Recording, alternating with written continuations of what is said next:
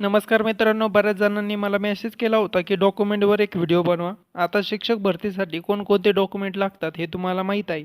पण आजचा व्हिडिओ यासाठी आहे की 2022च्या भरतीला मुलं नेमके कोणत्या डॉक्युमेंट नसल्यामुळे भरतीतून बाहेर पडले हे आज आपण पाहणार आहोत. खास करून महिला ज्यांचं लग्न झाल्यावर त्यांच्या नावात बदल असतो, त्यात काही अजून डॉक्युमेंटची गरज असते, ते आधीच काढून न ठेवल्यामुळे ऐनवेळेस ती धावपळ होते. ती तुमची होऊ नये म्हणून आजचा व्हिडिओ खरंच तुम्हाला फायदेशीर ठरेल. आता जे काही मी पॉईंट सांगणार आहे ती माझ्या मनाने मी घेतलेली नाही आहे. 2022च्या भरतीमध्ये डॉक्युमेंट व्हेरिफिकेशन झाल्यानंतर जे विद्यार्थी रिजेक्टेड झाले होते ते कोणत्या कारणामुळे झाले त्याची एक लिस्ट लावली होती. त्या लिस्टमधून जे काही ठराविक मेन पॉईंट मी घेतलेले आहे ते जर तुम्हाला लिस्टच पाहिजे असेल तर तुम्ही टेलिग्राम चॅनल जॉईन करू शकता. तिथे तुम्हाला मी लिस्ट टाकून देतो. आता काही जण म्हणतील की अजून प्रेफरन्सेस आले नाही तर आत्ताच कुठे डॉक्युमेंट गोळा करायचे. तर टेटचा फॉर्म भरताना काही जणांकडे NCL नव्हते तर त्यांची किती धावपळ झाली. तशी जर धावपळ करून घ्यायची असेल तर तुम्ही प्रेफरन्स येऊसर थांबू शकता. ज्यांना काहीही धावपळ करायची नाही आहे त्यांनी आत्ताच हे सर्व डॉक्युमेंट गोळा करून ठेवणे कधीही योग्य ठरेल. आता सर्वात महत्त्वाचा मुद्दा म्हणजे महिलांच्या नावात बदल. आपल्या बऱ्याच महिलांच्या डॉक्युमेंट डिग्री वडिलांच्या नावावर असतात आणि आधार कार्ड पतीच्या नावावर. एन डॉक्युमेंट व्हेरिफिकेशनला याचा मोठा प्रॉब्लेम होतो आणि मुली बाहेर पडतात. त्यामुळे जर तुमच्या नावात बदल असेल तर आत्ताच गॅजेट, मॅरेज सर्टिफिकेट किंवा प्रतिज्ञापत्र काढून फाईलला लावून ठेवा. 1ली ते 8वीसाठी बऱ्याच जणांचा प्रश्न असतो की टेटचा पेपर द्यायच्या वेळी आम्ही CET किंवा TET पात्र नव्हतो, पण टेटचा पेपर दिल्यानंतर आम्ही या पेपर पास झालेलो आहे, तर आम्ही भरतीसाठी पात्र ठरतो का?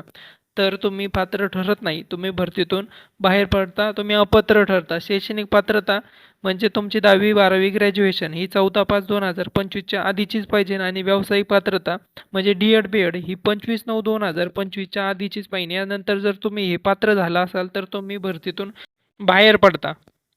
2022च्या भरतीमध्ये काही जण मॅथ आणि सोशल सायन्स हे सब्जेक्ट निवडताना चुकीचे निवडले, यामुळे अपात्र ठरले. समजा तुम्ही BSc केले आहे तर त्या ठिकाणी तुम्हाला मॅथ हा विषय घेणे सेकंड पेपरला कंपल्सरी असतो. BA जर केला असेल तर सोशल सायन्स यामध्ये जर तुम्ही चुकीचं निवडलं तर तुम्ही अपात्र ठरता आणि भरतीतून बाहेर पडता. कास्ट व्हॅलिडिटी कधी लागते?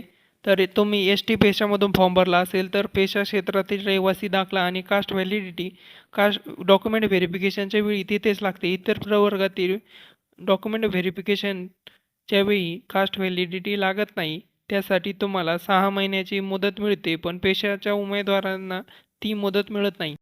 या एका चुकीमुळे बरेचसे मुलं पात्र असूनही भरतीतून बाहेर पडतात. फॉर्म भरताना जर तुम्ही अंशकालीन किंवा माजी सैनिक या पर्यायावर येस केले असेल तर डॉक्युमेंट व्हेरिफिकेशनच्या वेळी तुमच्याकडे त्याचे ओरिजिनल सर्टिफिकेट नसेल तर तुम्ही भरतीतून बाहेर पडू शकता. काही जणांचा प्रश्न आहे की पवित्र पोर्टलला फॉर्म भरतानाच आपण MSCIT पास असले पाहिजे का?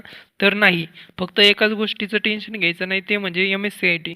तुम्ही नोकरीला लागल्यानंतर तुम्हाला 2 वर्षाची मुदत दिली जाते MSCIT पात्र होण्यासाठी. ऐन वेळेस धावपळ होऊ नये म्हणून ज्यांच्या नावात बदल आहे किंवा त्यांच्या स्पेलिंग मिस्टेक झालेली आहे नावामध्ये, त्यांनी आत्ताच गॅजेट किंवा प्रतिज्ञापत्र तयार करून ठेवावे, म्हणजे ऐन वेळेस त्यांना धावपळ करावी लागणार नाही. तुम्हाला कोणत्या डॉक्युमेंटबद्दल काही शंका असेल तर मला कमेंट बॉक्समध्ये नक्की विचारा. आजचा व्हिडिओ आणि माहिती आवडली असेल तर व्हिडिओला लाईक करा आणि शिक्षक भरती संदर्भात अशाच माहितीसाठी तुम्ही चॅनलला सबस्क्राईब करू शकता. धन्यवाद.